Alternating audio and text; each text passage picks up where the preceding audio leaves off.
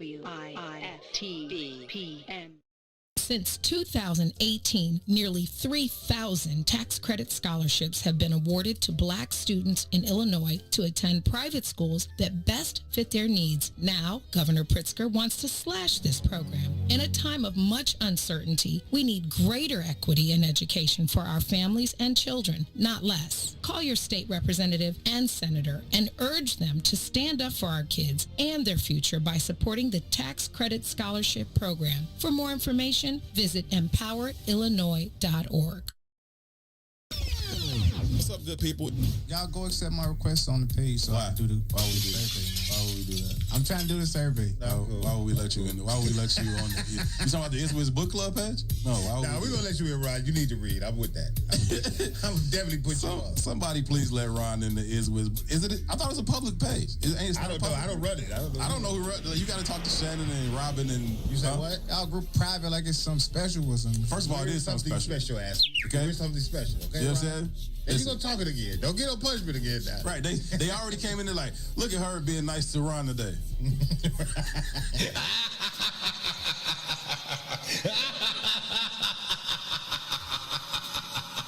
It wasn't gonna last. He always messes I think it up. Asia came in like, for now, like just for a little while. Just for a little while. Just for a little while. Just for a little while. Somebody let that man in the page. Somebody let that man in the page, Robin. Please let him in. I said what I said. Herb 2, right here on What's in It for the Black People Media.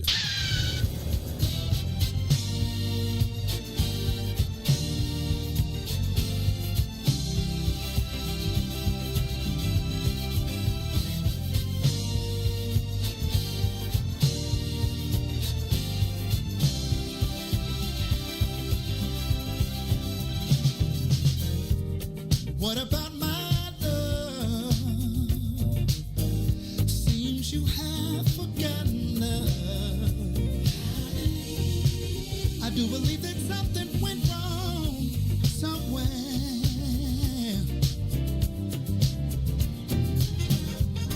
What about my feelings? Do they mean anything at all? You got me so in love, I'm too blind to see.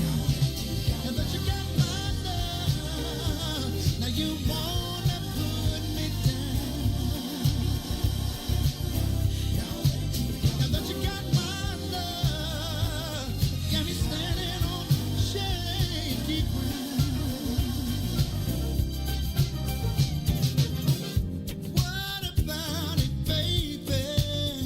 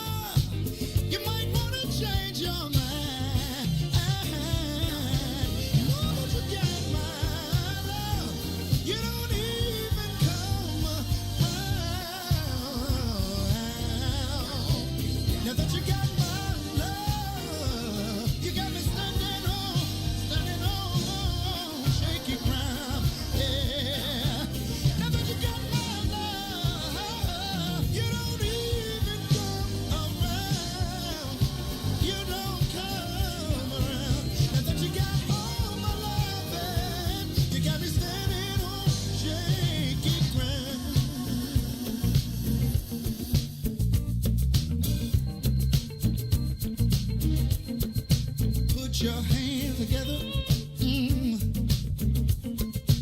Put your hands together.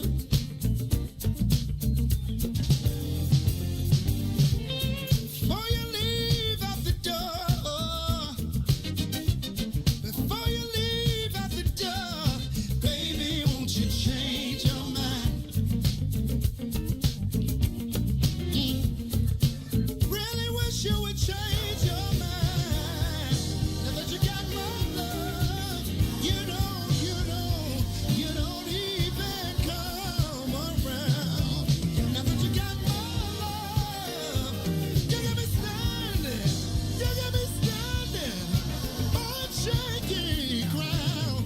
Now that you got my love, you don't come around. Now that you got all my love, you got me standing on shaky ground.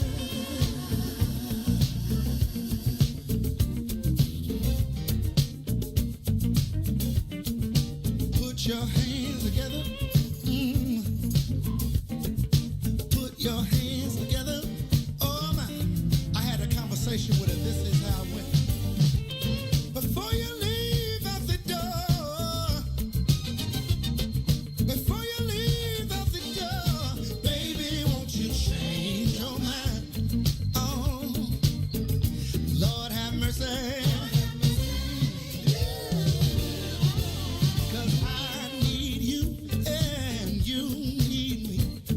I know we can be happy. Just wait and see. Baby, won't you change your mind? I'll do better if you change your mind. Now that you got my love, you don't even come around. Now that you got my love, got me standing on shaky. Now that you got my love, you don't even come around. Now that you got my love, you got me standing on shaky ground.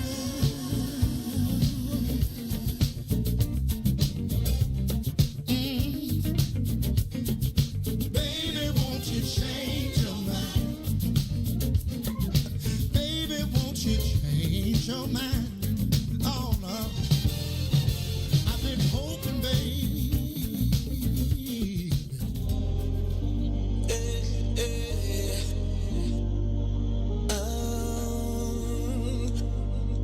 Good morning. Good morning. Yeah.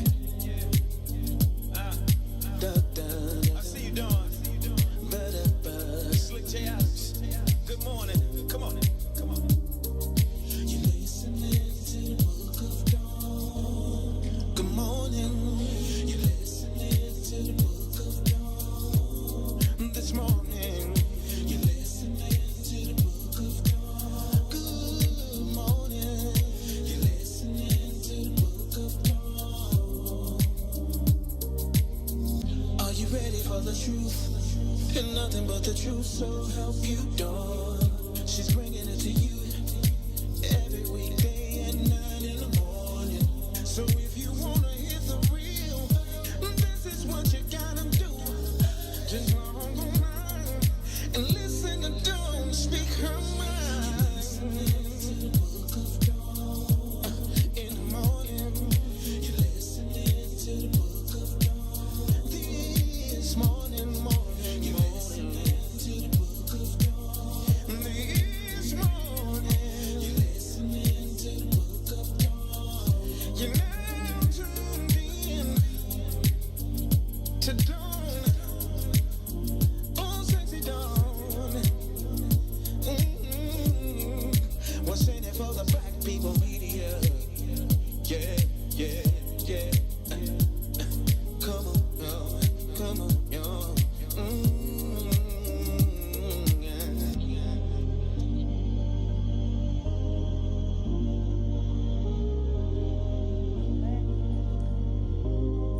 Good morning. Good morning. Good morning, sunshines. Good morning, DJ. Good morning, sunshine. Oh, say it one more time, DJ. Good morning, sunshine. Ah. Look, she can take her glasses off and look at me. Don't you do that. Don't you take her glasses off and look at me like that. Good morning, nephew Ron. Morning, T. Look, we're at the show. We have to learn, DJ, when this part come on, we do the snap game. Because I can only snap with one hand. But it seems, I wonder if that's slick or if that's a sound bite. You think he's snapping that hard? Maybe because he's from out west. Good morning, sunshines. I am your host, Dawn Milhouse. Same OG brand new page in the Book of Dawn. Today is Wednesday, May 26th, 2021. Jesus Christ, it's almost over. The year's halfway over. Golly, it just started. But we're mask free if you're vaccinated. It is currently 67 degrees, a humid 67 though, with a high expected of 77 degrees. Precipitation, I know we got some rain last night because I heard it in my sleep and then woke up and couldn't go back to sleep.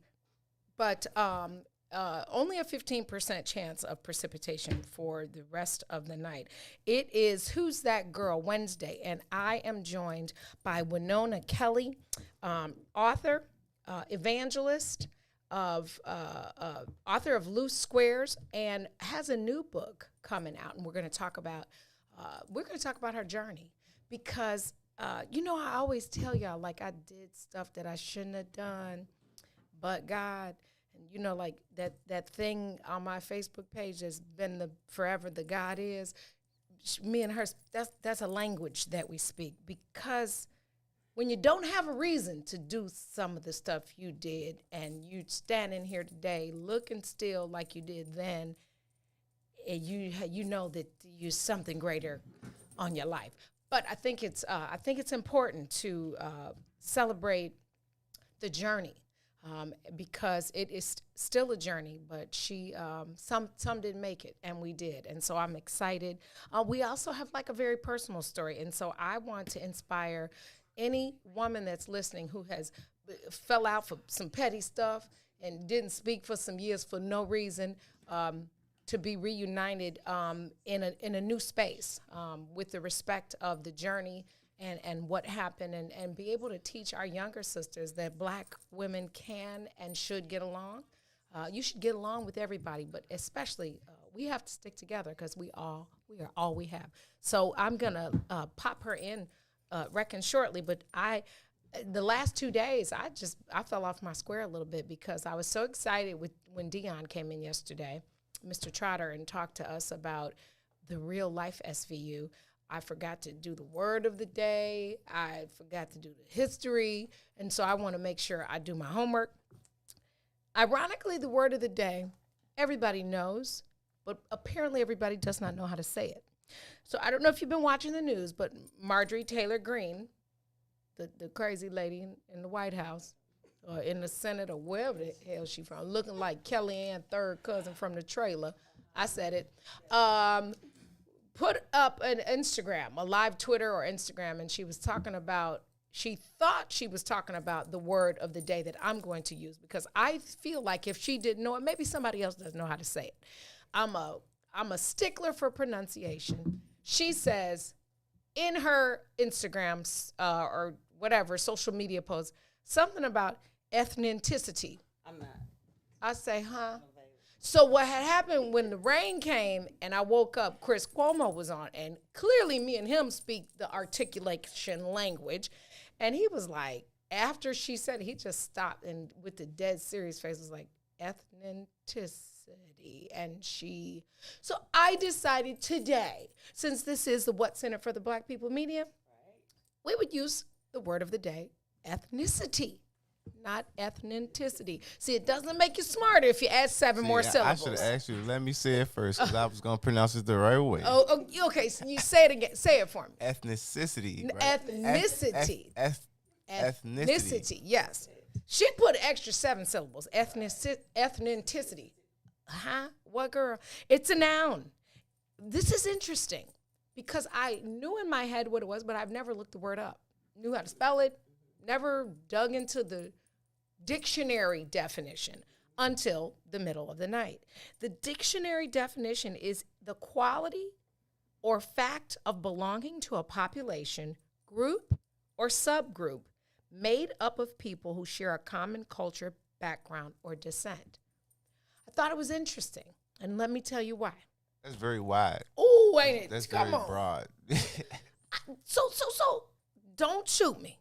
Don't shoot the messenger. I just read the dictionary definition, okay? So why do we get mad when the lady that lived out west, the white lady with the curly hair who says she was black and got in trouble and got railroaded out of life? Why are we mad at her if share common culture or background or descent?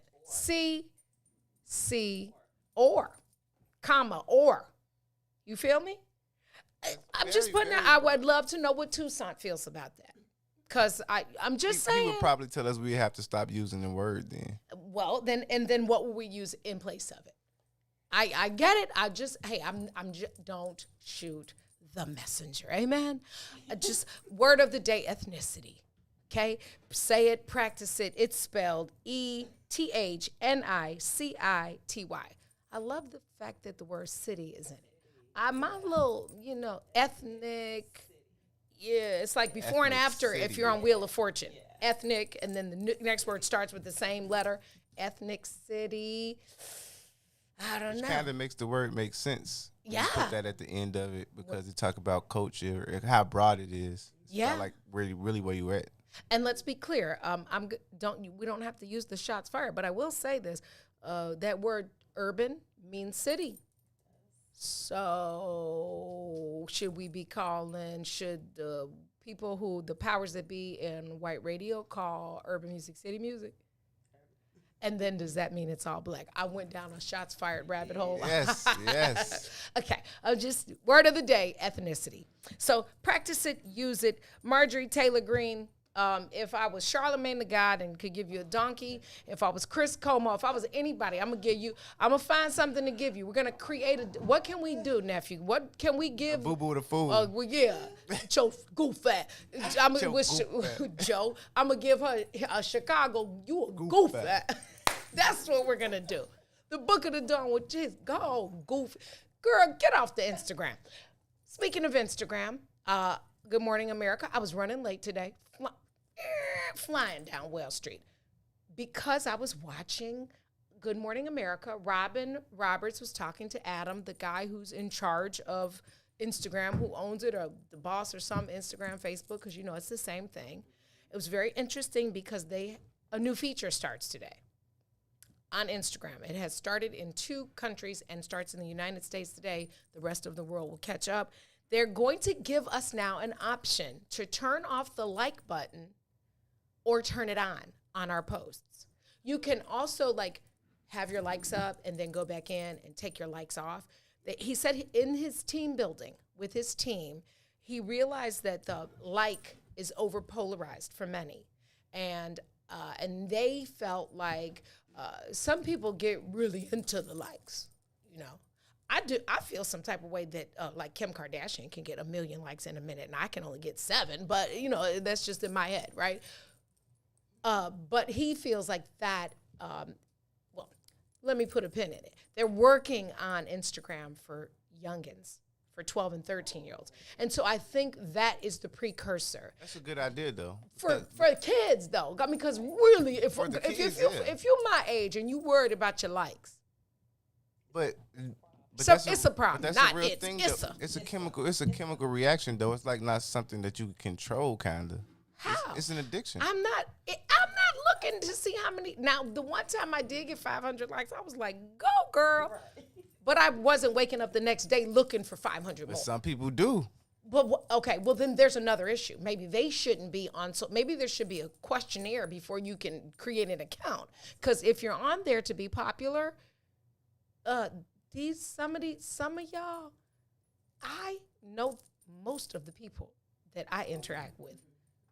Some of y'all just likes for likes. Ain't that a hashtag, likes for likes? Yeah, and it's dangerous because it causes people to start doing extremes just for likes. Absolutely, which then leads into what we talked to Mr. Trotter about. those insecurities breed relationships that are land you sometimes in drugs and sex trafficking and all sorts of not where you should be. Instead of landing on the doorstep of Love McPherson or with evangelist Winona Kelly, I call her Wendy. Can they call you Wendy? Okay, because I keep saying it and slipping, and getting you some good prayer, okay? Or whooping, one of the two, or both at the same time. I'm just saying, I'm gonna rock. Oh, one of the issues that Robin asked was, what about your influencers? Because influencing is all about the like. It's all about the like, the followers. And he said that obviously the Kim Kardashians and the Cardi B's of the world are all for it. Right. But the newer influencers need it to continue to be considered an influencer, which is a whole nother rabbit hole, because really, we all influence each other, whether we like the photo or not. There's something that you wear or a hairstyle. We can all be influencers. You don't judge that off likes. You monetize it off likes, but you don't determine if you're an influencer off likes. Me and Maze have interesting influencer conversations. Because he thinks, and I know he's listening, and that's why I'm saying it, he thinks that I should wear my hair down more and wear makeup. And I was like, you put a wig on and let me make up your face for 3 days straight, and then you're going to understand why this ponytail happens more than the hair down. Because first of all, I'm in menopause. And anything that is hanging is hot, okay? And then I have to go get my hair rinsed regularly if I'm going to wear it down, because I hide the salt and pepper in the pony. Who gonna pay for the rinse? And then the rinse rinses out on my shirts, like my collar, my shirt. I'm like, I know I bathed. I couldn't be that dirty, but it's the rinse. And so, see, for women, it's more expensive. It's too much. Yeah, y'all don't have to put on makeup unless you like Michael Strahan, which, by the way, you just need a haircut or a line. You know Michael Strahan's gonna be in Chicago like tomorrow. I'm like, I didn't get that memo. Good Morning America is on the road. Somebody, SOS. Somebody get me to the Good Morning America show. First of all, I'm going to cuss him for playing that game with me about his gap on April. Right. I was in my feelings with it. Right. I stopped liking him that day. Me too. It was like, it's all about the gap. Yeah. I said, didn't I come in here and talk about him like a dog? I'm like, that was bogus. He's insecure. Like I went in. Ain't that crazy? So I guess before we take a break, I should say happy birthday. First, let me say rest in peace, Goody. Arthur Goody Goodwin. His services are today. One of Chicago's basketball culture and family culture has been in the basketball realm and in our hearts forever. His wake was yesterday. His funeral is today. So hugs and well wishes to the family of Arthur Goody Goodwin. I told you yesterday Sandy Red had a baby that graduated from 8th grade. She also on the same day had a child that turned 21. I was like, okay, well, you lost your small bag of Bitcoins yesterday. Yeah, I seen the pics, yeah. Gigi, my friend Gigi's daughter graduated from high school yesterday. Happy birthday to Ken White. Julia Huff, who is an amazing singer. My cousin, Yolanda Cherie Frazier. Michelle Pullen is my Salem Baptist family. I got families at 90 churches. I'm a wandering church spirit. Tierra Clark, Sam Mack, who is also a Chicago and NBA veteran. Carlene Benny, who was Ryan's 5th grade teacher and taught Ryan the love for writing. Happy birthday, Mrs. Benny. And I think that's it. Happy birthday from the Book of Dawn. I sent the email to you last night. What's our email? Is it the Book of Dawn at Gmail? You sent me something? I sent you and Mary an email from our team email, but I forgot the email. So we'll figure that part out, reckon shortly. It's the Book of Dawn. The Book of Dawn, all spelled out. It's official.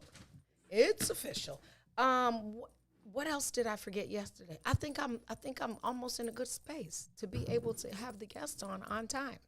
I did the weather for Q by Mary Q. It's a Dawn good day. I did forget to say thank you for liking, sharing. we're going, this chapter is closing and we'll be going away for the summer.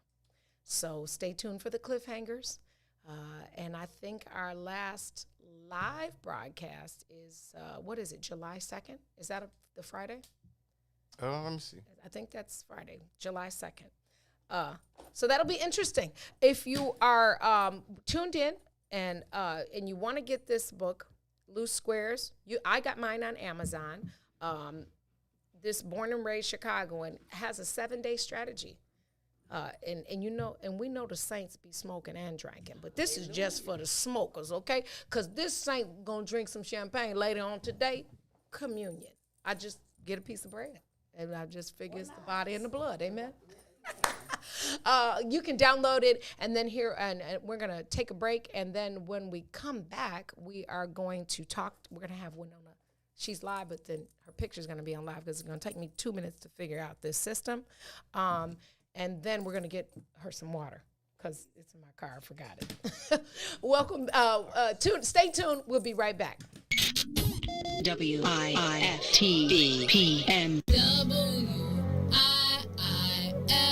WIIFTBP. Media's just for you and me. WIIFTBP. Media's just for you and me.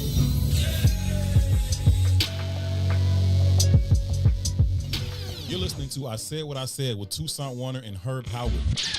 What are y'all takes on blended families? Meaning white people? Or what? No, she mean like you got kids, this person got kids, y'all get together and bring the whole family together. I don't know. I have zero experience with it. I imagine it could be challenging. Especially, I think the older the children are, I think the more challenging it could be. I think if it's little children or something, you can kind of explain it to them, and they may like grow up together and kind of in that same space where this is mom, this is dad type thing. But if you talk about older kids where they literally have a mom or dad, another person like that has been in their lives, when they're older, and you're like, oh, now this is your stepbrother, stepsister. Like, nah, we like 17. Like, I'll bone her. And if this family don't work, you can just give me to the game anyway. Ain't no other, it ain't gonna matter. No woman will ever be important. I'm not being an ass. I'm serious. In my mind, the value of that kind of a commitment is family. I got that already. So now we just chilling. So you ain't gonna really know my children. What's up, good people? You're listening to I Said What I Said with Toussaint Warner and Herb Howard live on What's In It for the Black People Media, Monday, Wednesday, Friday, 1 p.m. to 3 p.m.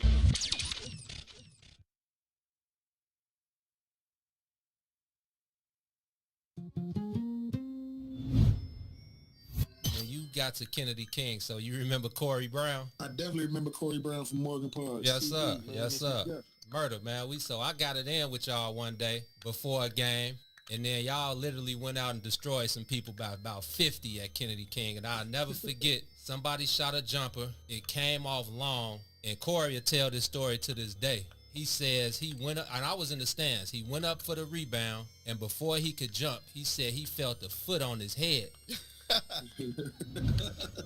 And it was you, and you caught it. Classic P-Mac catching it over everybody, putting it back in. He says before he jumped, he felt a foot on his head. And Corey was 6'4", easy. On his head. On his head. Yeah, Corey, so he was 6'4", man. I used to just, I don't know, I had a knack, man. I was always uber athletic. Like I was taught early, if somebody shoot, you got to come from the opposite side. I had a guy in my neighborhood named Wayne Irvin, legendary dude to us in our neighborhood. Played at Chicago State, played at Wyoming. Okay. Played against Patrick Ewing. He passed away a couple years ago, but went to CVS. He was a decorated player. A lot of people knew him. And he taught me early, like, you attack offensive rebounds from the opposite side. So if somebody shoot from the left wing, you crash from the right. If somebody shoot from the top of the key, you can crash because it can go either way and you can get it. I was so big and athletic. I used to get a lot of tip dunks. Like, for some reason, people never boxed me out. And once I got a running start, if it came off anywhere over the rim and bounced up, you was dead. This is Eugene McIntosh, one half of the illest independent sports media outlet in the whole entire land, the Bigs. Check me and my player partner Terrence Tomlin, a.k.a. T-Tom the Great, on What's In It for the Black People Media Network.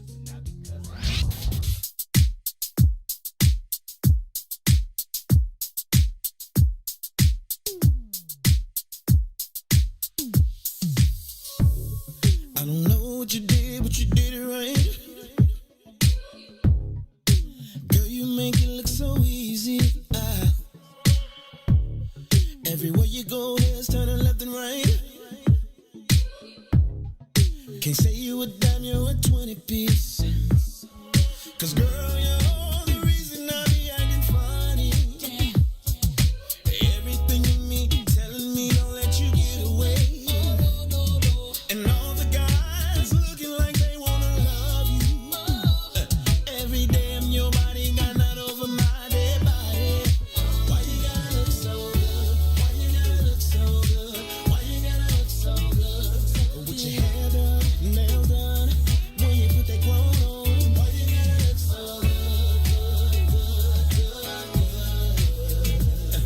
with your hair done, nails done, when you put that grown on. Why you gotta look so good?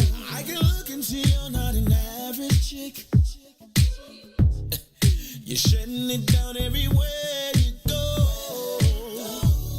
Girl, I want you as bad as I want a check. Cause you're sexy from head to toe. Girl, you're the reason I be acting funny. Everything in me telling me all that you get away. And all the guys looking like they wanna love you. Every day I'm your body, got not over my dead body. Why you gotta look so good? Why you gotta look so good? Why you gotta look so good?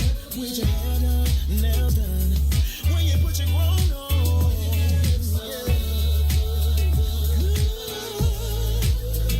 It's something about you when you put your grown on. When you're waking up straight out of bed, why gotta look so good? Why gotta look so good? In the club, in the clique, why we gotta look so good? This part.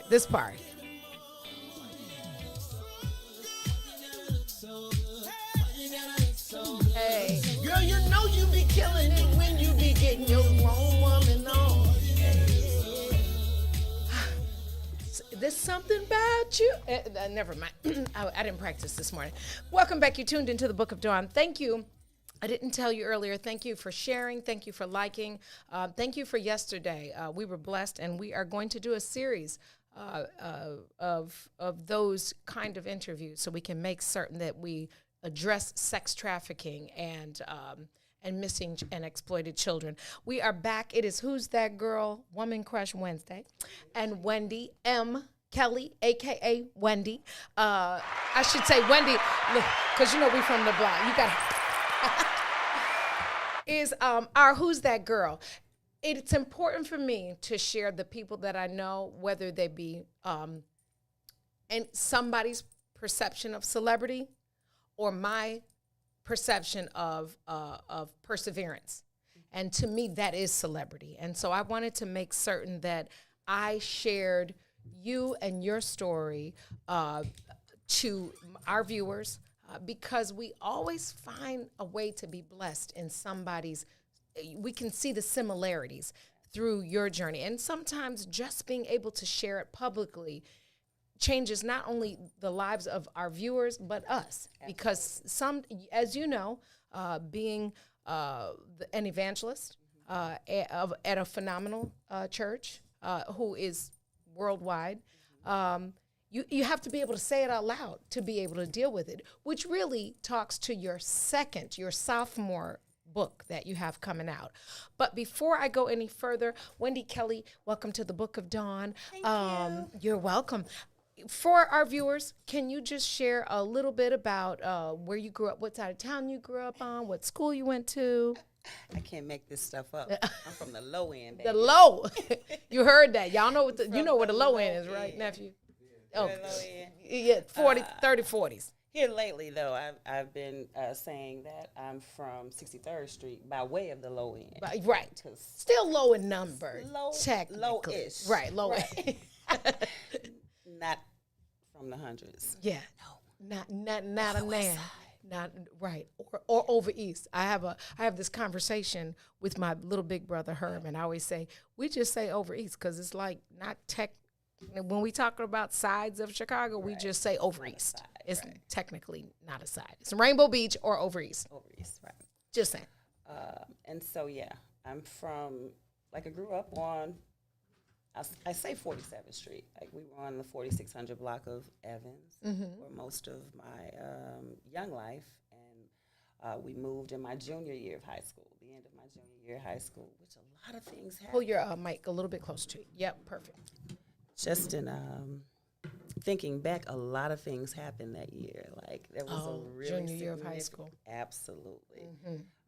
Remember, it was 84. It was, yeah. We moved around the end of September, October, then the thing with Ben, and then I lost my mother's baby brother that year. It was a lot going on in 84. Yeah, now that you think back, you went to King High School, right? I went to King High the School. The other King. The real King. Right, not the King prep, not King College Preparatory. You went to Coach Cox King. Coach Cox King. You hear me? Yeah, I'm sure the bigs know what that is. That Coach Cox King is a different King High School with Tracy Dildy and Emmett, a whole bunch of homies that we know.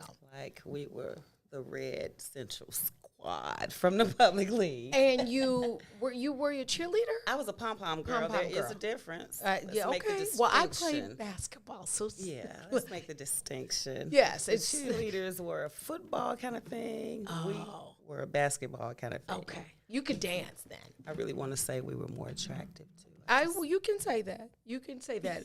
They better be listening, and if they have a problem, tell them tap in the line. We'll address it. Hey, just because we don't live on the low no more, don't mean we can't get low. Yes, just saying in Jesus' name. In Jesus' name. Okay, so you go to King. You have a baby. I do. A son. Well, let's go back just 2 minutes. Okay. Because what a lot of people don't know is that I was actually in the first magnet program year of 8th grade at Whitney Young when they opened it. Okay, I did not know that. But I know you've always been extremely smart. How did you not end up staying at Whitney and going back to the? Because I was from the low end. Oh, okay, I respect that. And so this whole dance kind of social butterfly elite thing had always been in me. And so they said I was gifted in grammar school. That's how I ended up there. I actually went to McDade Classical School, which is a gifted program there as well. And went to Whitney Young. Okay, excuse me. And I was there for my freshman and sophomore year through my freshman and sophomore year. Okay, so I'm a Dolph Guar or Jag fan. I like that. Anyway, and so I just really could. I had. For so long in grammar school, everything came so easy to me. And it was a little more stretching for me when I got to Whitney Young, though it was still easy. But I just had this, I was a Frosh-Sov basketball manager. I was pom-pomming out there, and my studies got away from me. And after chance after chance after chance, and after time, that my mother had to take off work to come out there and sit in council with these people. They like, this ain't no local school. This ain't no neighborhood high school. Like she's being bussed out here. Right. She gonna either get it together or get out. Like it was selective enrollment. Yeah. Enrollment, definitely at that time. And so after that last time, it was like, it's a wrap. At the end of my sophomore year, my younger sister was at Hyde Park at the time, so I was like, well, I'll just go to Hyde Park. Your mother's like, nope. She's like, nope. Yeah. You want to be ghetto? Right. Do you want to be ghetto? Yeah. Hyde Park was different when those years. Yeah. It was nice. I think it still is. Yeah. And so I was like, I'll just go to Hyde Park. It was right straight shot down 63rd. She was like, nope. Right, you going to the hood. You want to be, that's where you going. With the dummies. That's what she said at the time. Because we used to talk like that, yeah. You want to be with the dummies? You want to act dumb? You're going to be with the dummies. So that's how I ended up at King High School. So that's interesting. I never knew that. I've known you at least 34 years, right? I'm telling our age. But because my daughter's 34.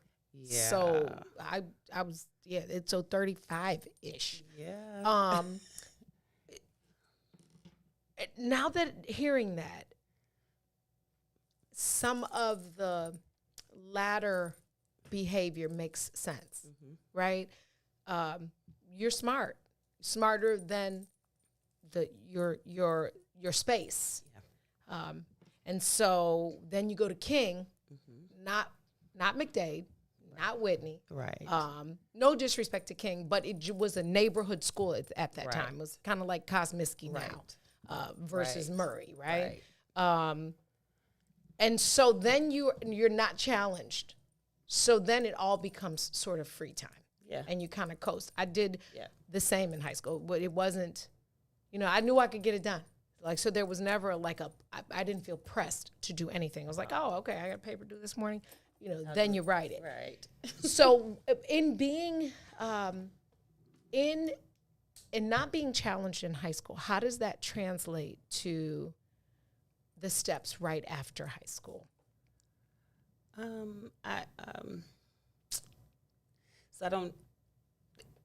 It only translate. It was partially that piece where I wasn't, challenged at all. I came into King High School on King's Principal Scholars Program. Imagine that, of course. I came in like that. Right. And I still, still had this other thing in me, later to find out that it was just because I was raised in a household, my mother, my younger sister and I, where it was holiness or hell. Yeah. Fire and brim. So when I started being able to get outside of that, because it was a while before I could, when I started feeling a little bit of that freedom, then I took full advantage of, for no other reason. I was not abused. Yes. I was not without anything. I didn't need the comfort of an outside family or group. It was just... Like we would give us my free time. Right. Been there, done that. And so the things that began to happen after high school, or really during my last year of high school, it was as a result of that. It was this crazy thought of mine that I'm free now. Not knowing it was all for my benefit. Sure, of course, but I thought it was just I love my mama, rest her soul. Yeah, yes, rest in heaven. And but I felt like it was too much. Yeah. Let me live. Yeah, we were talking the other night at Mika's friends and family tasting about waking up with having bumps on your forehead from the blessed oil, or not being able to open the door because you couldn't grab the handle. Right. And yes, and your mom spending 99 hours to iron the white clothes to wear to church. It was very freeing. Yeah, to say the least. For both of us, it resulted in a child, and younger than some, and unwed. Two incredible children, though. Incredible. And so you said in your answer that it was part of the journey, and it really, I always say that my kids saved me. Yeah, girl. Because it could have been wholly different. And I don't mean wholly Holy, I mean WH, because yes, we made some choices. Definitely. And did some things. A lot. That some of them might be still in the statute, so I'm not going to say all of what I did. Right. But it was on purpose. Definitely. And for no reason, and I say that often. Wendy, you began we all partied. Yes, we all were too young to be partying. We were at the Chick Rigs and the Millionaires, wherever there was a party. Copper Box, Fantasy. Y'all don't know nothing about that Charlie Club. Ooh, baby. I was in there pregnant with Ryan. I have pictures of me in the Charlie Club pregnant with Ryan. What the heck was I thinking? Oh, my God. That Charlie Club was the thing. It was. Yeah, and Dejoie. Yes, ma'am. They don't know. Yes, that we're telling our age. Definitely. And the Cotton Club, for sure. Yes, somebody's Googling the Charlie Club right now. Yes, because you could see through the dance floor. Listen, it was up and down. It was I thought I was going to fall through that mug. I was big and chunky. Yeah. That was crazy. Wow. But I was not going to be there. Everybody else just as skinny. I got on corduroy maternity pants, kicking it. I know. So I will allow you to share from that point when we got our free to when you made a conscious decision to say, wait a minute, this is not who my mother gave birth to. This is not how I want to live anymore. And life, your next began. Okay. That's a really easy question to answer. I'm going to start by saying first, I can take no credit for it because I didn't make a conscious decision. Well, I kind of did. I'd rather say that I came into agreement with what I knew was happening to me. So from that time when we was down on Michigan Avenue and following them basketball players all out to Loyola on the L's. And getting stranded. Look, getting stranded because we didn't know the train stopped. No, we didn't. Didn't start again until 6 o'clock the next morning. Mighty God. And from the time that happened, which we had our first babies, me, my only, and just there was a spiral that I didn't know I was in. And so drugs, I did that. People always accuse me of lying when I say I smoked crack. I said I smoked crack. Who lies about that? Right. I put it on my weed, but it didn't make it no different. I was a crack head. Thank you, Jesus. Yeah. But anyway, and people didn't know because I was performing. I was constructive. I kept a job. I had a job ever since I was 18. After I had my baby, I was working. Like Anderson Consulting, the Internal Revenue. So I worked for the Department of Treasury, for God's sake. Right. Lost that job gangbanging, threatening somebody. Had some girls come down there. Yep, that's what I did. I did that. I went from all the way African Methodist Episcopal quiet church girl. Whitney Young, Jack Dolphguar. Right. Right. To crack. And gangbanging. Yeah. Discipling. You're a black disciple. You discipling these girls in every area but the area you should be. Except you think you're doing the right thing. Yeah. Because you're helping them. So we thought. So I thought. Yeah. Because I give you the benefit of my wisdom because I know something. Because I'm smart. Yeah. And I'm out here in these streets. Over 20. I'm good and grown. Not like I started gang banging or doing drugs or anything early. Just made a decision after being out, after being free, after having that first sexual experience, which, by the way, was when I got pregnant. And that first one. I remember that. I never could understand how that happened to me till way, way, way later. I'm talking about recently later. Yeah, but God, baby. You hear me? Yeah. As a part of my that was journey, that wasn't you. That wasn't not at y'all. all, that clearly. was him. Not at all. And so, I did all of those things. And, of course, they have, that kind of behavior has consequences. Sure. And so after countless times being arrested, taken to 51st Street, come on, somebody's taken to 111th Street. Yes. Taken to, where was I at? On Prairie. Racine. I was there. On Prairie. I was one on Racine. I was arrested and taken everywhere. Why we know all of them is another book. And being, rescued by my mama, or just finally after they held me for such a time as they could and then let me go because it was, something minor at that point. Because my behavior continued to, it got worse and worse. The why I was going got worse and worse. And so the last time, I had made it all the way to the county, but never on deck. Right. Okay. Mama, here come Mama again. On the bond flip, yes. With the super mama cape. Yeah. With her good hard-earned mailman post office money. Right. To save her baby. Right. Not wanting to. Angry, disappointed. I remember she came and got me she did that at the county and she wasn't out there to take me home. You just have to figure it out. Standing on the corner at Popeyes waiting on the 26th in California. And Popeyes is still there. It is. Yes. And but after that, I want to say maybe about 2 years later, I found myself back in there. And in the interim, I had done a couple of things. Like I fought a boyfriend, I fought a husband, I was driving drunk a few times and was bailed out even during that time and never. This is the craziness. This is the recklessness, this is the insanity. It was insane. And let's add immaturity because we were immature, even though we thought we were stuck at 16. Yeah. Stuck in 84, that really, I want to say. I was stuck in 84. Yeah. And I hadn't gone to take care of those things. I got bailed out of jail, lost her some money, never went to court. So there were warrants out on me, and I'm still out here in the world. Yeah. Drinking, driving, slutting. Come on, somebody. I can say that. Everything.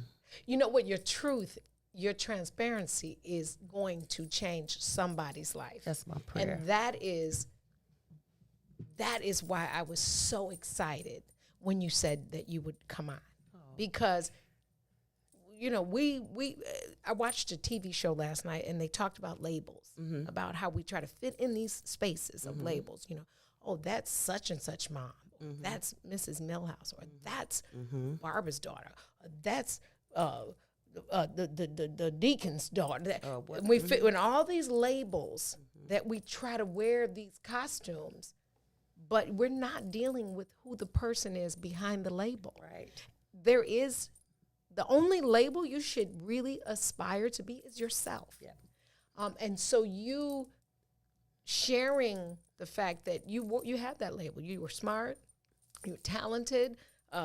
Your mother was a saint, literally. But you tried to fit in spaces, even the gangs. Yeah. Even the gangs, even technically when you were doing drugs. All that is a front for the inside work that was yet to be done. Absolutely. And so the end of that story really quick was I ended up back at the county. She did try to bond me out. She paid the money. It was a lot of money.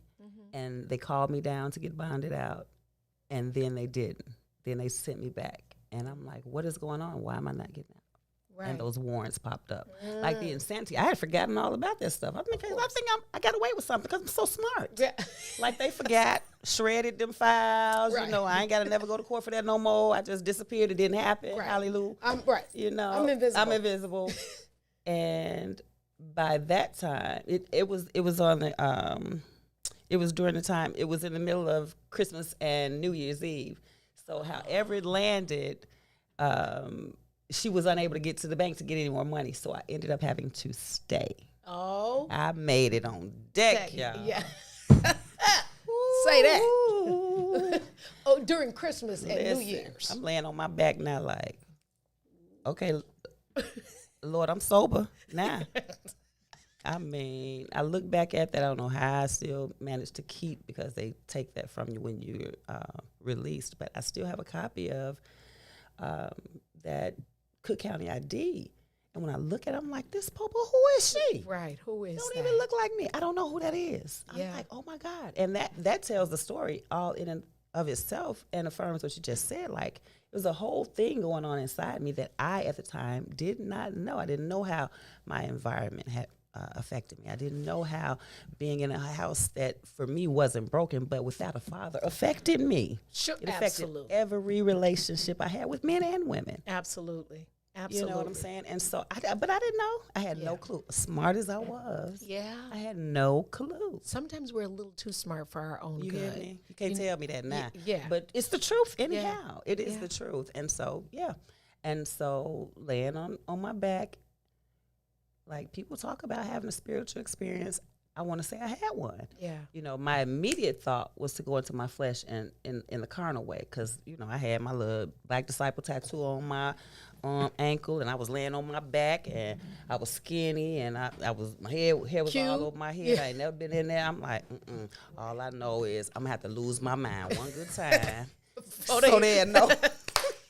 Not to bother me up in here. Right. Scared to death.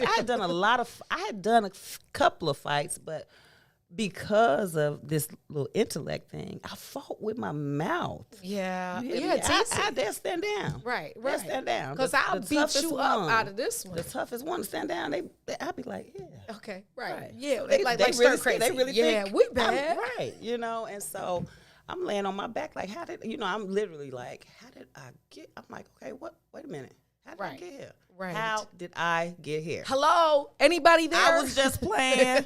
I was just playing. Wait a minute. Punch buggy, no punch back. Oh, yeah. That's when my journey began. That's when I, because after, all the courts and clearing up all the debris that I had not taken care of, we went through a lot of stuff. Even then, my mother, the family ended up, just in support. Paid a lot of money to get me up out of that jam when I could, but I was there long enough to hear the voice of God. Yes. You know what I'm saying? I was there long enough. I was in agreement at that time. You say them gutter prayers like, Lord, if I get out of here. God, if you save me. Yeah. I would never. You understand me? Right. Tell them making deals that promises that you can't but keep. Just for right now, Lord. Right. Because I know you. I've been knowing you since I was a little girl. Right. Just give me on the other side of this building. Right. Yeah. And so I did get out, went through all the court stuff. I was mandated to treatment. Okay.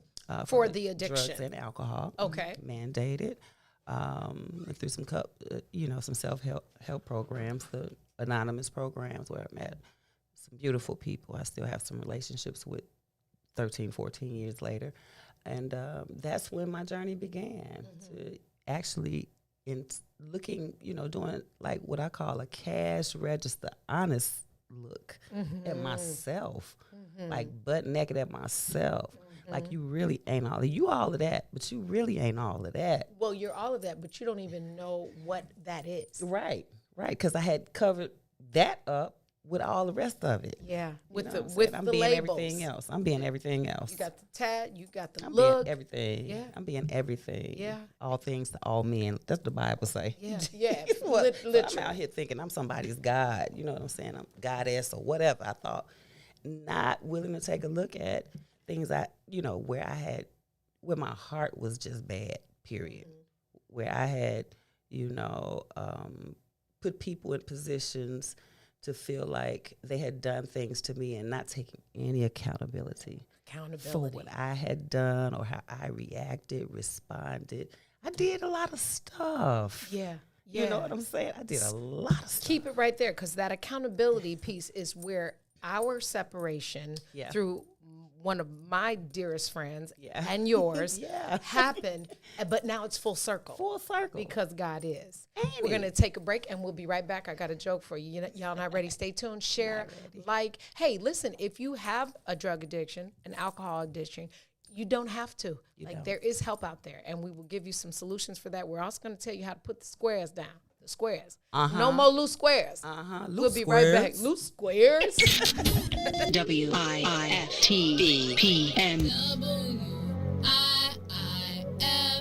WIIFTBP.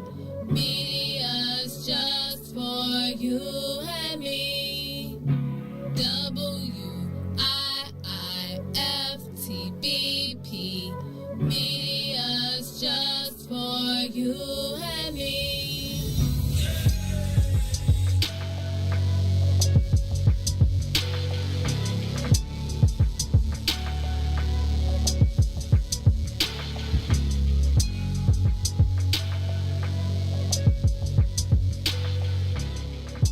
Introducing your trusted source for high-quality Black emojis, better known as Blackmoji. We believe Black is beautiful, and that beauty should be reflected in the digital market. Now there is an app that does just that, starting with Black Greek letter organizations. Blackmoji D9 offers more than an emoji app. It is a cultural experience of Black excellence. Download the app in the Apple or Google Play Store to access a specially curated catalog of emojis representing the Divine Nine. Use the emojis to celebrate Black Greek events, acknowledge current events, support social causes, and learn about esteemed Black Greek members who blaze the trail of Black history. A portion of every subscription goes toward a scholarship fund specifically for members of Black Greek letter organizations to help keep the legacy alive. Download the Blackmoji app today.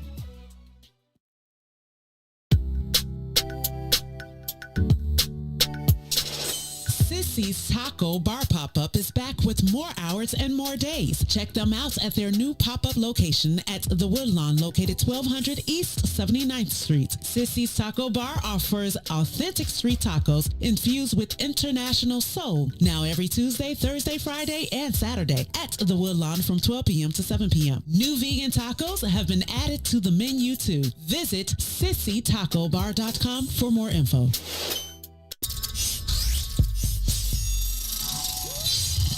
What's up, everybody? Welcome to the green side of things. It's your man, Sadiq. And Cassiopeia. And we need you to like, comment, and share that thing every Tuesday and Thursday from 1 to 3 p.m. on What's in It for the Black People Media.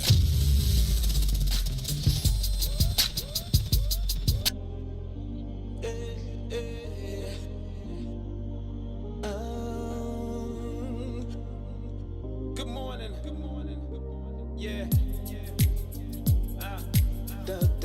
I see you, Dawn. Slick J House. Good morning. Come on. Come on.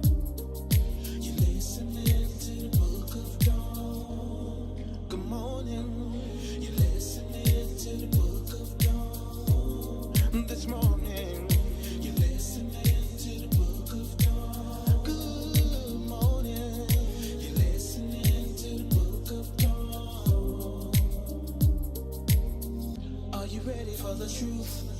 And nothing but the truth, so help you, Dawn. She's bringing it to you every weekday at 9 in the morning. So if you wanna hear the real, this is what you gotta do.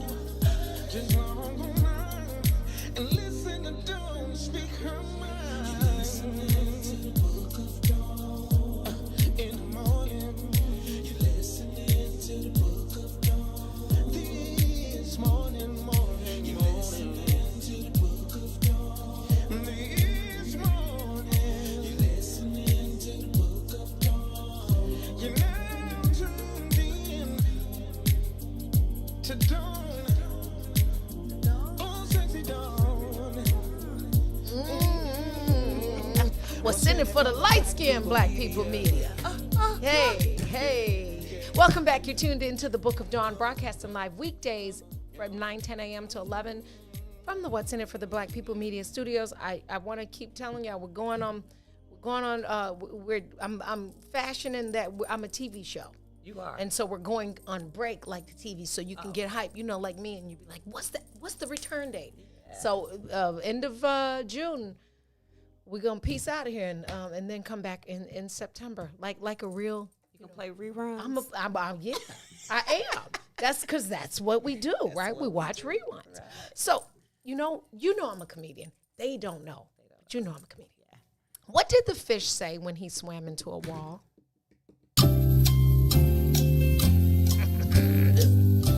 Oh, come on, nephew. Dang it. You got it already? Sharks. What? I'm scared to say. What did the fish say when he swam into a wall? Damn. Nephew, what is that, like 30? You got like 30? Because you got bonus points last week. Yeah, I got 10 points last week. So I'm like 25, 26. I'm up there. You're getting there. Yeah. Can I do another one? Okay. What is Forrest Gump's email password? I'm clearly not that smart anymore. I am lost. Your little nephew don't have that one. What is Forrest Gump's email password, nephew? One, Forrest, one. Right. Y'all mad. That's one Forrest, one. One Forrest. Speaking of Forrest, I love Forrest Whitaker. And Godfather Harlem is so good. Anyway, I digress. Right before the break, we talked about accountability. Yes. So I want to be very candid and transparent, as we often and always are. We met through I'm Lucy, and she's Ethel. That's our nicknames for each other. And Sonia D. Berry, who I hope is awake watching. Because she never sleeps. She never sleeps. Wendy and another young lady, I don't want to say her name because I don't speak to her and I don't want no smoke. We're good friends with Sonia. I then meet Sonia and Michelle, and so we kind of, how you try to click crews, right? Because I'm a crew clicker. Like, if you rolling with me, you gonna like all of them, or we can't hang, right? So somewhere in our young 18, 19, 20-year-old minds. We did, you know how girls are. She not with the crew. She don't go to school with us. She from on the other side. She not from the low. She from High Park. Whatever. All the stuff in our heads that we decide don't make it just. There's just another energy and another person that can add to the value of this friendship crew. There's this huge fallout, right? And nephew, it lasts somebody's lifetime, like 29,000 years, okay? Yeah. And then you decide when you're delivered from all of that. Like that word. What in the whole hell went on? What happened? First of all, if you can't identify the problem, there probably wasn't one. And then when you try to make sense of the fallout, you're like, yeah, that one's not going to fly. Because now you're thinking in your grown lady mind, like, that was I was just young and I just was mad. And so God, because we often say God is, he happened. He happened. Again. And there was no conversation because there need not be conversation because you realize when you know better, you do better. And now the gang's all back together. I mean, she's not living here, but if we can get her back to Chicago, that would be. She says she's coming home all the time. She ain't coming home. I keep telling her, you lying. And she about to be a grandma. You know Malika's about to. No, she's old. Yeah. Saith the grandmother. But yeah, so the accountability, I wanted to share that because when we took accountability for actions as young women, all smart, all pretty, then we were able to get past it. And thank God for Facebook, right? Because Facebook was the connector. A lot of people have beef with social media, but for me, it's been a blessing to reconnect and to get past some stuff. Right. Because even those friendships, when they're broken, they add another layer of brokenness to you. And you carry that weight. And until you can be free from all of it, you can't be free from any of it. It's like being halfway out of jail. That's not halfway house. You still locked up. Yeah. You know what I'm saying? What's the thing on your leg? The when you have a thing on the monitor, you still ain't free. So there's no halfway free. Yeah. And so I want to publicly say, I'm excited. If there was ever a time that I did or said something, because sometimes, my smart mouth don't know that I'm saying smart mouth or ignorant stuff, I apologize. And I know you didn't ask me for that, but I wanted to say it out loud because y'all was tight and we was tight and now we're all tight. And I'm grateful to God because God is. No tears. I have tissue. I know. Your eyes are watering. Yeah. Though, so. Those are my allergies. Look, those are those allergies. are allergies. Yeah, mine's just a little hot. My eyes sweat. They sweat. But thank you for that. I do apologize. And I won't even say, just right there real quick, real fast that, if there ever was a time or if there was a time, I probably never said anything outright to you. But it was in my heart. Mm-hmm. You was light-skinned and pretty. Come on, somebody. When y'all gonna start talking about that? We not, white folk and black folk racism is nothing compared to light-skinned black folk versus dark-skinned black folk racism. That's facts. And so we need to handle all that. And so that was a thing. Even though, like you said, I was all right. I was cute. You still cute. You hear me? Because looking at you. Bad. And again, it was those things that had already my environment, everything that was in me that I had not addressed. I was envious. This is my friend. Yeah. Yeah. We always do that. Because she live in Hyde Park. Right. You live in the row houses with me. Right. We from over there. Right. But it was kind of that. And then, you and your little cute friends was coming over to King, taking the basket. They was taking our basketball players. I was mad. He was bigger mad. But anyway, so yeah. No, reconciliation is everything. It is. And being candid about it. Right. And sharing it because there are women and girls out there mad for no reason. They don't even know why. Right. And until we can mend that or help them mend that, now that we know better, this concept of village is not going to be complete because our own spaces are broken. And it is real, the racism in brown and light skin, or, the half-breed versus. But, my mother's a beautiful, dark chocolate brown. And so for me, that ain't her real mama. The crazy thing is I always wanted to be brown like her, so much so that I got sun damage currently. Girl. Because I was just like, wherever we going, I'm not wearing some. Whole body. I want to be brown. I want to be brown like my mother. Wow. Like, I gave birth to a beautiful brown child. When baby Jay was born, I was like, dear God, let her be brown like everybody else. So it is real. Yeah, and it comes from spaces and places and images that you don't even recognize until you're acting out in them. Yeah. So Wendy, you shared with us about drugs and marijuana. So cigarettes, were they always a part of that? And how did we get to loose squares? I started smoking cigarettes in March of 1990. That's how relevant to my story that is. Okay. I remember I was playing with cigarettes. I used to tell all my family members that smoke, like, ugh, remember that commercial? I used to sing it. We mind very much if you smoke. Hey, don't smoke. I was that. Okay. I was that to my aunts and grandma, everybody that smoked. Okay. But I, and my drinking, and I had started with y'all with the little club stuff, but by that time, by 1990, I was a whole tavern woman. Right. I was a bar stool woman. And so it was just really cute to have a Virginia Slim hanging out. My mother smoked Benson and Hedges. My fingers with my drinks. We were going down to the Click, Heroes, whatever you want to call it, and they was giving away Salems. Yeah, that's they true. Would give you a pack of cigarettes. That in is there, true. Baby. That is very true. That's what happened. I started playing with them and just having them as an attachment to my drink. And then when I knew anything, I was buying whole Newport 100s in a box. Right.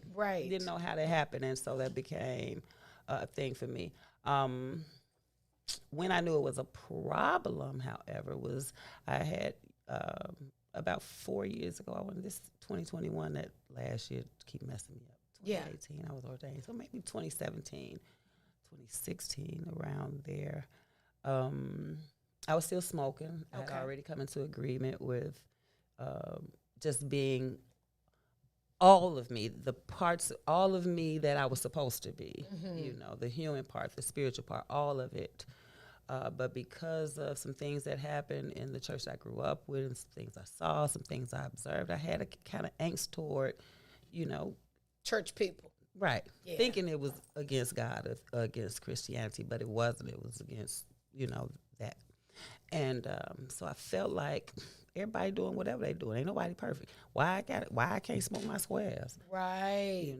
But I had another spiritual experience. This is how I know God is real. A lady who did not know me. I was at a conference. She did not know me. And, we good at covering up when we want to, how we want to, when we want to. So nobody could ever, unless people knew they really didn't know. And I had did my good covering up because, I would never be in a church conference smelling like cigarettes. Right. And this lady, we were having a worship moment, and we were singing and dancing and praising God, and she danced past me. She didn't know me. Okay. She danced right past me and was like, I smell smoke. Oh, sharks. I said, playtime's over. Right. Huh, okay, and then you start looking around like, right, I'm like, look, I'm doing this now. Trying to be sneak with it, though. I got on a good white diamonds because they kill everything. Yeah, Lord have mercy. White diamonds kill flesh odor. White diamonds will burn you. But anyway, we was wearing that white diamonds. That's like Brute by Fabergé. Right. Yeah. And so at that time, I was struggling with going on into a couple of people, my pastor and a couple of other people in ministry who I trusted, heard from God, had already told me I had some language as to what it was I was, period. Not just for church, but just kingdom-wise, what God wanted me to be. And that evangelism thing is something that people don't understand if they don't, if they don't have the right teaching, or if they don't have the right doctrine, or if they don't read and study for themselves, or however you want to say it. I had no language for it, and so people were saying, you're an evangelist. And then when I started getting the language for it, looking back, in all I did, I had always been that. Yes. The characteristics of one I always displayed in all my madness. And so what I did was had perverted the gift. Mm-hmm. And so now I was coming slowly into agreement with, okay, well, I'm going to go. So someone was coming to do some training for evangelism at the church. We were just doing training. And then when I knew anything else, it was track for ordination. But when that lady did that, I knew then, okay, I said, okay, God, I'm going to try this. I'm going to go and take this evangelism training. Okay. But he would not let up on them cigarettes. Don't y'all put me out the church for this. Don't y'all put me out the world for this. I, for one, believe that God allows certain people to do certain stuff. I just was not going to be able to minister with my urban black hood evangelistic self to anybody with cigarette smoke breath. The Lord wasn't going to allow me to do that. Mm-hmm. I'm not telling nobody to smoke. I ain't telling nobody not to smoke. But if you believe that something in you is hindering you from being all of God, God needs you to be, then I strongly encourage you to pray like you never prayed before, and he'll help you with it. My mother often says, she's a prophetess. Mm-hmm. She has often told us, because I like champagne. Right. Everybody knows that now. And I've asked her, like, the key is you started having a relationship with God for yourself. Right. So you didn't have it from what your mom said, right, from what your pastor said, from what the people around you in church said. You have to actually have the conversations yourself. And so I asked my mommy, I said, okay, so at what point am I gonna, like, I am a cussing saint, but I don't have to. I do it because I do it. But I don't do it. I don't do it all the time, which means you can stop, right? But I like champagne. Right. And I said, will I ever have to stop? And she said, God, just what you said, and this 80-something-year-old saint, she says, God convicts different people with different spaces. Absolutely. And if he has not convicted you to not drink champagne, then that's not, you got to work on the other stuff. Mm-hmm. And so I just wanted to give you your a confirmation of that is factual. And anybody that doesn't understand that the relationship with God is personal. Right. First of all, he's in you. That was the gift from the Holy Spirit. But Preach, Dawn. I'm just saying. And we got to get out of the church, the building. Yeah. And we have to understand we are the building. Yeah. And that relationship is between you and him, and he's not going to judge.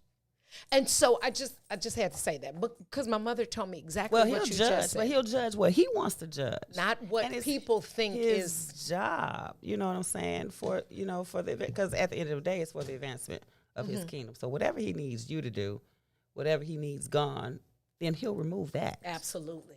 He'll Absolutely. remove that thing. You know what I'm saying?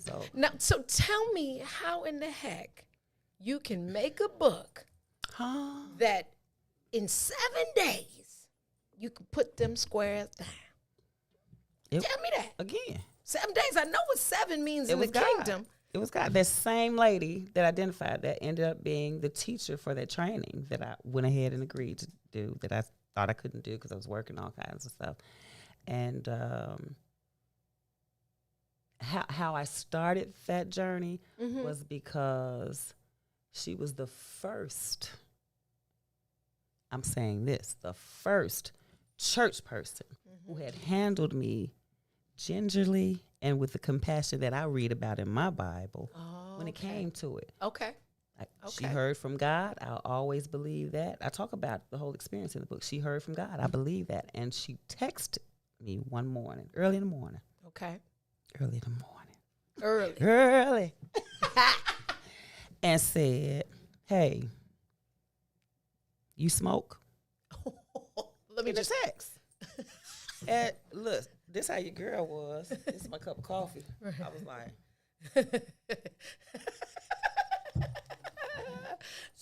wasn't no line now. Right. I was like, yep. Right now. Right.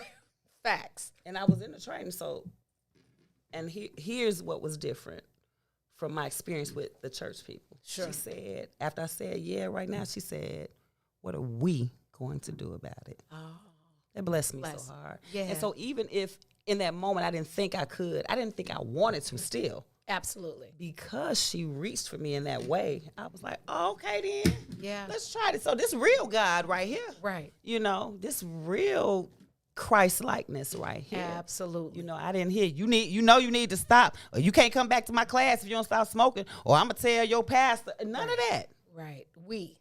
Because it is a we thing. Going to do about that. And so she walked me through those days and those steps that I ended up recording. So if I could do it, well, if the Lord could do it for me, I know he could do it for whomever. If you allow yourself just to submit, just submit. Yeah. Submit. I'm grateful for people that he sends. Mm-hmm. We used to always say, God work through people. We make it so cliche, but it's so true. So, it is. It is so true. And that's what happened. She was in my life for that. Yeah. I believe that with my whole heart because it happened. Well, I'm excited for our viewers who would like to stop. Some who may have tried the many ways that we see advertised, right? To purchase this, to read it, and to reach out with. I put your well, I didn't. Nephew did because I don't know how, but your Instagram handle is under your name. And if you have questions or you need somebody to walk that journey with you, reach out to Wendy and let her take you through these 7 days, because my mother was a smoker until my junior year of high school. Oh, wow. And when you grow up in a smoker's house, you don't know what it smells like until she's not a smoker. Right. And God delivered her my junior year of high school from smoking. And it took like a month or so. But then you would go around other smokers and be like, what the? And my mother even said, my God, that's what I smelled like. And so it is a new space. And it's a space, though, that you, from everything you've told us, you can overcome if that is. That quick caveat, because I don't want nobody saying nothing. You hear me? Quick caveat. During my journey, while it was a 7-day process, there were times that I needed to be strengthened. Do I put it like that, or do I just go on and tell y'all? I smoked during the time. Yeah, it was just that kind of smoking. Cigarette smoke was harder for me to break until I submitted to God and just was really willing to let Him do it. Than crack. Really? Yes, ma'am. Wow. I don't know what they got in them cigarettes, Lord. That good Nick. I don't know, but I they're just want to say that. By the way, I started over a couple of times in these steps. That's fair. Before I could get a thumbs up every day, because that's what she would do in my phone, like just for days. And I started, and that's when I began to be back in my Bible. I was in the evangelism training. God is strategic. But that's real about stuff at the same time. That's real about life, though. Yeah, and that's the glory. Yeah, you get to start over. Yeah, you get to start anew. It was just like every moment, because it's been, and then I stopped kind of like it's been 29 days. Then she stopped asking me, and that was it. I wasn't using the mother of the church, nurses board, loud alcoholic. White diamonds, no more. Loud I don't want white it. diamonds. I don't want it. I'm not wearing that ever again. Honey, I'm not coming home. Burn my neck. So now that leads us to your sophomore release, but the first part in a series. Yes, ma'am. Which is Fancy. Tell us about your next book, Fancy. And when can we expect it? And can we do an autograph signing and all that kind of cool stuff? Gonna do that. And so Fancy, the full title is Fancy. What is the full title? I wrote it down because, baby, it's deep. Look, I wanted to say it, but I didn't want to steal your shine. Fancy. Surviving the choice to be loved by abuse. Surviving the choice to be loved by abuse. That part for me is the movie. Mm-hmm. Surviving the choice to be loved by abuse. I don't even think some people that are living that will even pick that up because sometimes we don't recognize it. We don't. Yeah. Because it can be verbal too. It could be. Yeah, it's period. It's you. I made the choice, and my prayer, my hope is that anybody, anywhere who picks up that book can internalize and see themselves in there and find where they, like we were talking on the break, by no means would I ever say that anyone, woman or man, deserves any type of abuse, physical, emotional, verbal, what have you. It's not their fault when they have become victim to that. However, me, I've come to a place, and that's what my ministry is about. Mm-hmm. It's about being able to share all that's happened to me and all that I've come through outside of my power. Sure. Because none of it clearly was for me. Yeah. I'm here. Well, we're I'm created to serve and be used. Right. And so I chose to be in the situation knowing, because I had prior, however long it was, prior history with the man, and I knew already, and I chose it. Wendy, do you realize how many of us wake up every day and choose that?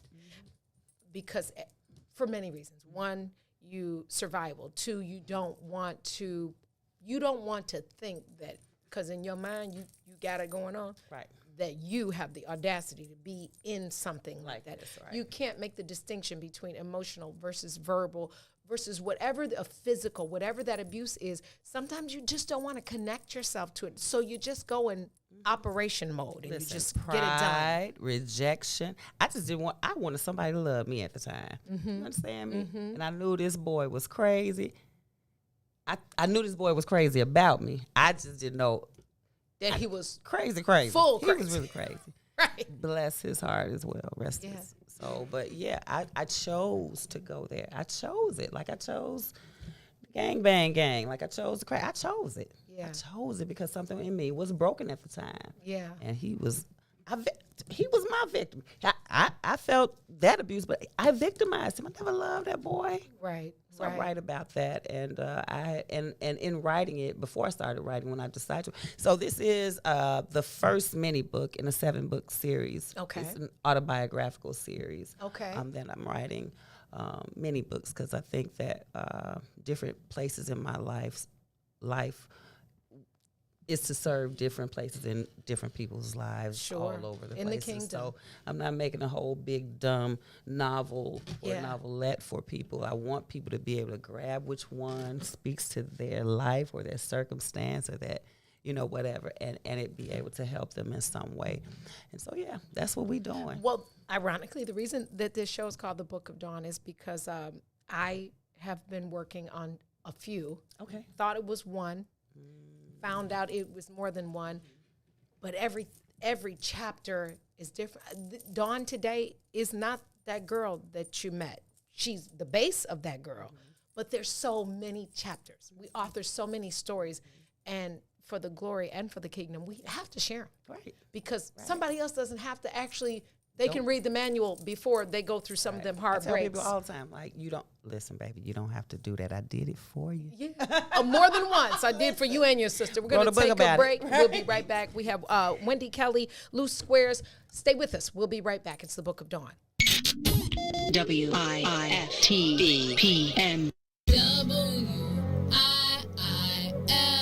WIIFTBP. Media's just for you and me. WIIFTBP.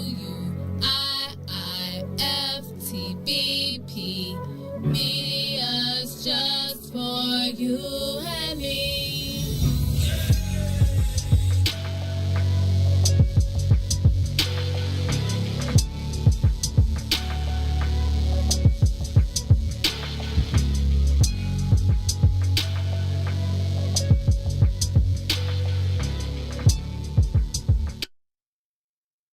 The Chicago Legal Network is the collaboration of attorneys that concentrate in many areas of the law most needed in Chicago neighborhoods. The CLN lawyers focus on personal injury, criminal defense, and other issues. The CLN lawyers all average over 20 years of legal experience and are dedicated to helping the Chicago community. The Chicago Legal Network is committed to developing black lawyers through mentorship and co-representation. So if you were injured in a car accident, slip and fall, or injured on the job, or you need assistance with criminal defense, including driving violations and DUI, check out chicagolegalnetwork.com for more information or call 773-912-3545. 773-912-3545.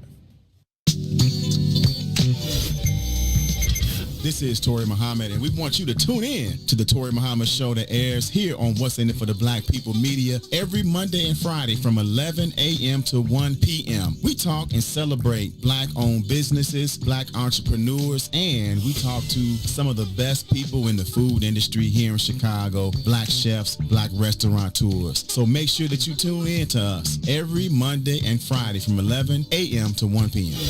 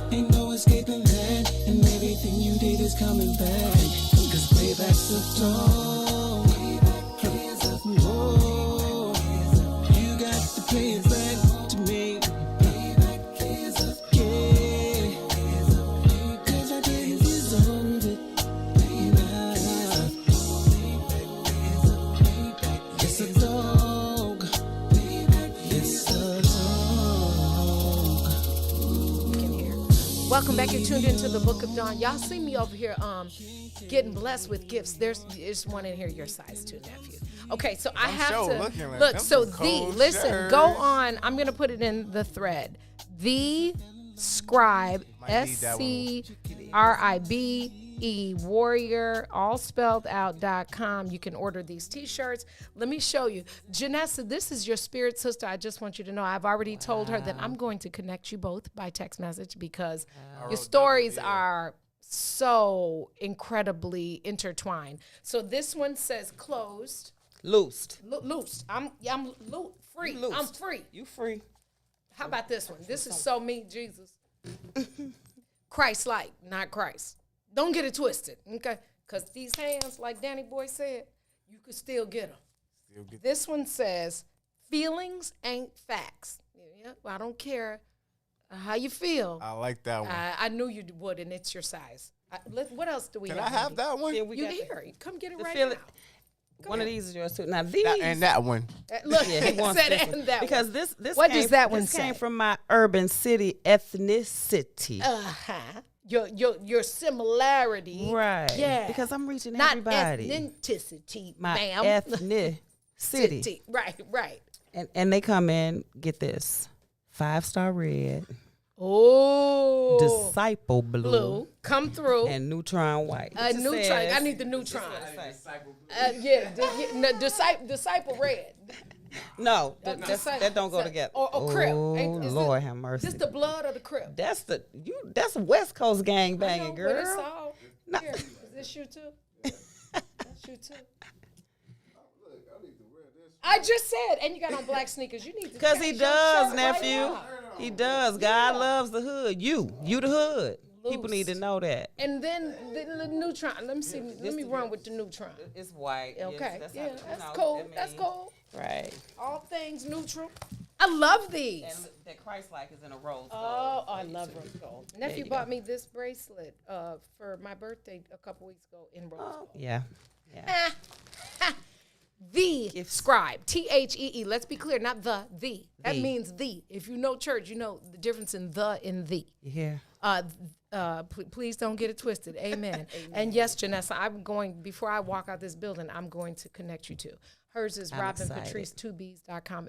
Your stories are so, you probably know each other. And if you need a clothes model, I'm trying to do this apparel thing. So if you need a model. And he's a photographer. I'm a brand ambassador.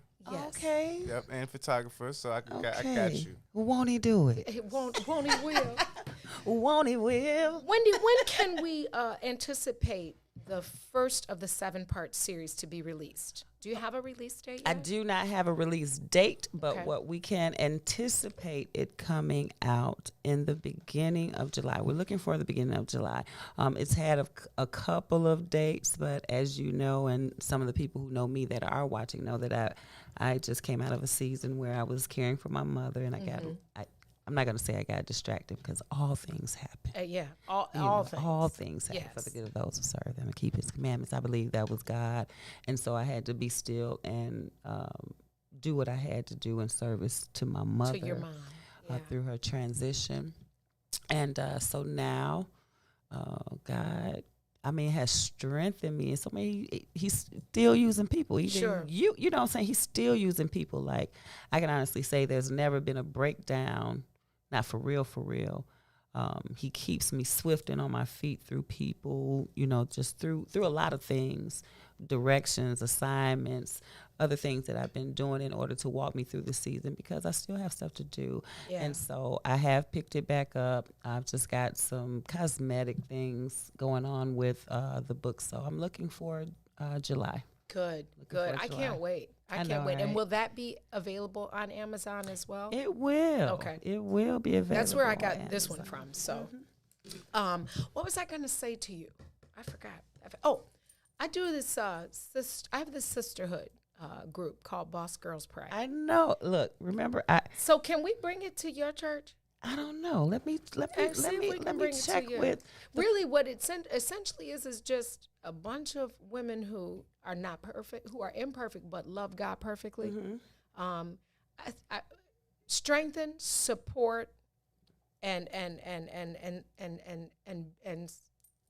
sow into your sisters is the concept, right? Okay. So it's just a group of women. The call, it's an all call, and we just essentially do a pop-up party at somebody's church where we can hear definitely sometimes talk to who I need to talk to in order to do that. And it's not always at my church. Right. We started it when God gave me the Which vision. Which church you go to? When God, because you got 90. That I'm a member of Trinity Lutheran Church. I'm a member of Trinity Lutheran Church. Who is your pastor? No, just like all of them. Look, God, because you know what? I wake up I often, visit the church I belong to, but God is not in a building for me. And I have been to your church, and so and literally I pray like the night before, the morning of. You better pray. And when I tell you that I have been led to the exact building and place and servant, to the point where I know that we got I got a direct line, right? Because I'm just like. I didn't. Sometimes I have said I'm going here, and said no, let me park here, and left out of there in spent, tired, like I had ran a marathon. Yes, but he is intentional. Yes, he is. And if you just let him, he'll lead you. If you let him, I'm telling you. We went when I got the vision. he told me in the process, call Melody Winston. Oh, okay. Because it has to start with Bill Winston. Because a lot of when I was in a season, a lot of things Bill Winston said changed my understanding as an adult when I began to have the relationship for myself, not with my preacher mother, right? Because it's different. It's different being a kid and then realizing that you have to be responsible for your own relationship. Your mother can always pray for you because under her covering, you know, but so I called Melody and I said, this is what he told me to do. I need you to see if we can come.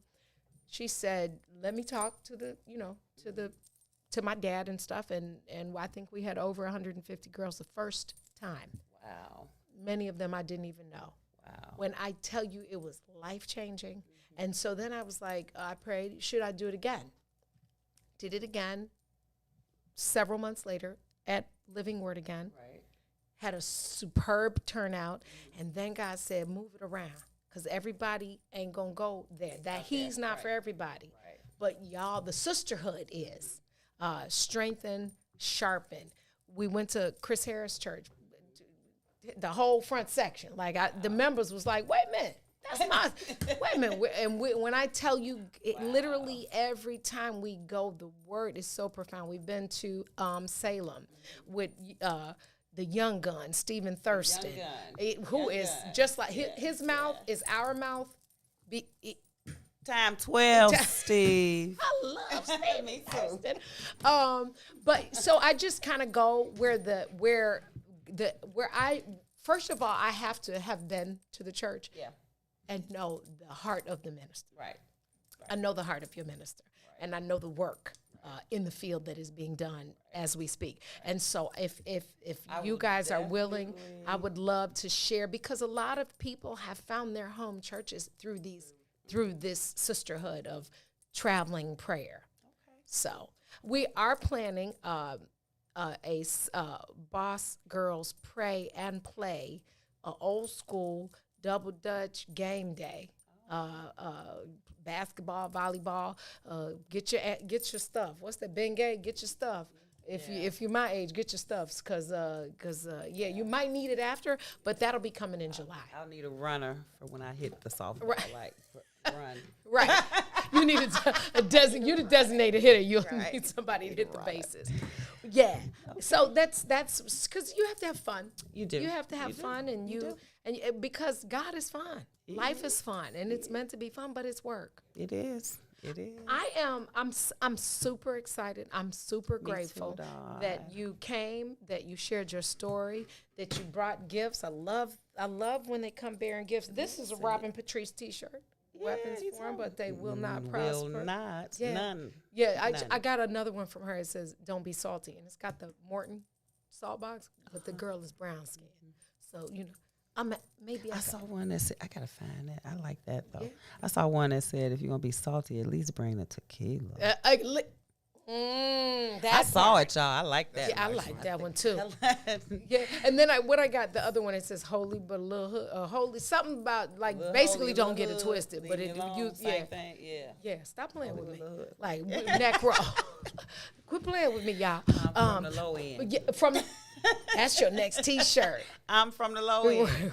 Right. Keep it low. Anyway. Like on your knees. Right. Kind of the twist. Like, keep it low. Right. Not drop it low. Right. Keep it low. Keep it. Yeah, a lot of words to play with that. I'm excited.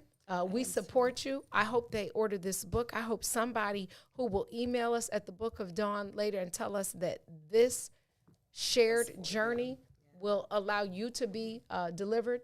If this is something that you have worked on, and Wendy, thank you for lending yourself to the show, to the viewers, and to our culture, man. Oh, you are that girl.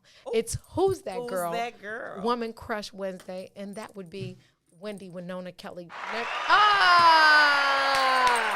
Church clap. Hey. What you know about that church clap, nephew? You know about that church clap? Look at. Okay. I wish I knew how to put you on. I wish I knew. You won't get me. Y'all had to see him. He did the whole church. Did it. The jump with everything. Jump. Until we get to the clap. Yeah, you got the lean. That's the church choir clap. You got to lean with it. You got to lean with it and rock with it. Oh, Janessa, did you order a T-shirt already? Oh, that's the lady. Holy but hood. Pray with me. Don't play with me. That's what the T-shirt said. Yeah. Pray with me. Don't play with me. Don't play with me. Yes, Melody. It is got to do the shoulder. Yeah, you got the. Right. Where all these church babies come from in this thread? It's super, super cute. Well, nephew, you got. Oh, I got to talk about two things. Give me a Black History fact. Oh, a Black History fact. Give me a Black History fact. I didn't prepare one. Let me think about it. Did you think about it? Should I Google one? Should I Google? Speaking of this, let me give a shout out. Yesterday, Wendy, we had Dawn Trotter. I know. I jumped in for a minute. I know. I took notes because this came on TV yesterday, and it blessed me. It wasn't his task force. However, it was, hold on. If y'all didn't see the news last night, there was a lady named Linda Seymour. She's been missing since 1982. This is in the Northbrook area. Yesterday, the missing persons people were at her home that she and her husband shared. Okay, follow my timeline. 1982, she went missing in December. Okay, they are now at her home. Middle date. Her husband died 2009.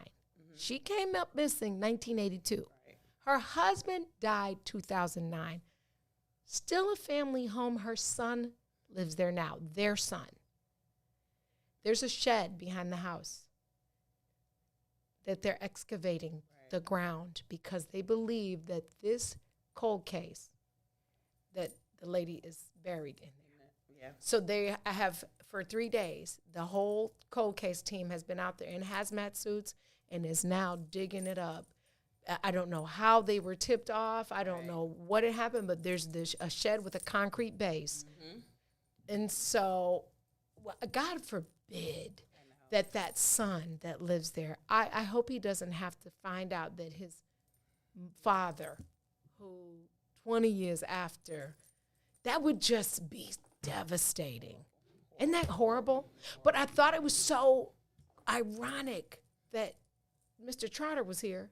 Mm-hmm. And then I go home on the news and like in real life, it's happening. I was just like, geez, oh Pete, imagine being that son and knowing that your mother may have, it might have already been done. I don't know. Right. They said that they were going to be back out there this morning. Yeah, it was on the news this morning before I were they still out there? They hadn't said anything. They just out there like it's just hazmat, and I'm like, oh my God. Yeah, that's crazy.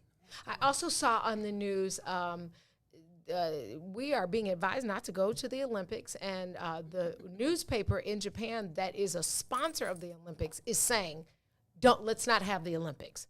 They're afraid that because less than 2% of Japan has been vaccinated, that not only will they said that global warming has made the summers in Japan so incredibly hot. They have so many heat-related deaths in the summer that they are afraid of that, B, afraid of the different strains of people coming from various countries and then going back to those countries and perpetuating this whole COVID thing. So we were going to the Olympics last year. Obviously, there were none. I definitely think we should wait another year before we decide to bring the whole world back together. I agree. What are we doing? You don't be greedy. Don't be greedy. And will we have the same athletic talent present? Because we haven't had the opportunity to do all the steps up to come to the Olympics. All of that, right. Which brings me to my next point. Atlanta Airport, one of the busiest in our country, is anticipating 1.2 million travelers over this next weekend. That's a lot of movement. I'm not going to Atlanta. Yeah, Atlanta open. They wide open. Atlanta never As closed. usual. Never closed. Look, as usual. Yeah. We'll be officially open next month. The end of next month. Well, did it ever close? Because my nephew Abe, I can't tell. During the pandemic, he had put a pool in one of the strip clubs down there. I follow him. Yeah. Pool In the strip club. You didn't see that on the news? That was my nephew in real life. A whole pool. Tippy's nephew. A whole pool in a strip club and had him a pool party. Okay. Yeah. Crazy. So I don't know that it ever closed. But 1.2 million people, I ain't ready to be open like that. An expectation. That's what they're expecting. Memorial Day weekend, because it's a huge travel weekend. Yeah. I'm like, yeah, wherever I'm going, let me not have to travel through the A. Barbecue right. on the south side.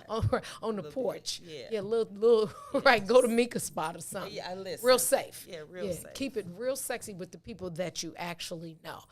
Nephew, you got some vacation time, but you won't be flying through Atlanta. Going on vacation. I got one more day. Yeah, and are you working? Are you working Friday, or you jumping? I'm gonna work. I want to work our show. Okay. This show. Okay, cool. The Get Fresh crew. Yeah, Get Fresh crew, and then I'm out of this joint. Okay. I got two things to tell you. I had to find this one because this one is funny. This one tickles me. If you're married, if you're in an entanglement or a situation or a lituation, whatever y'all kids say, okay? Okay, here's two things. If he can't post you and you can't post him, then y'all not supposed to be together. I'm just putting that out there for the people in the back, okay? The other thing I need to tell you is don't let stadiums be the only place you cheer for black people, okay? Cheer for them every day, whether they're in the stadium or not. Okay, this is a stadium. Everybody has a stage. Don't let stadiums be the only place that you cheer for black people. And don't just cheer for the dark skinned or light skinned black people. Cheer for all. What's in it for the light skinned black people? What's in it for the half breeds? You did. Thank you for tuning in. This has been a pleasure. Thank you for coming, and I'm looking forward to having you back when Fancy comes out, and maybe a little book signing or something. We can do a little virtual, a little something, and I'll sip champagne out of my Starbucks cup. I'm going on Starbucks hiatus June 5th to July 7th because my favorite Starbucks location is closing for remodel, so I have decided that God means for me to give it up for such a time as that. Tune in tomorrow for the next page in the Book of Dawn. We are for the culture.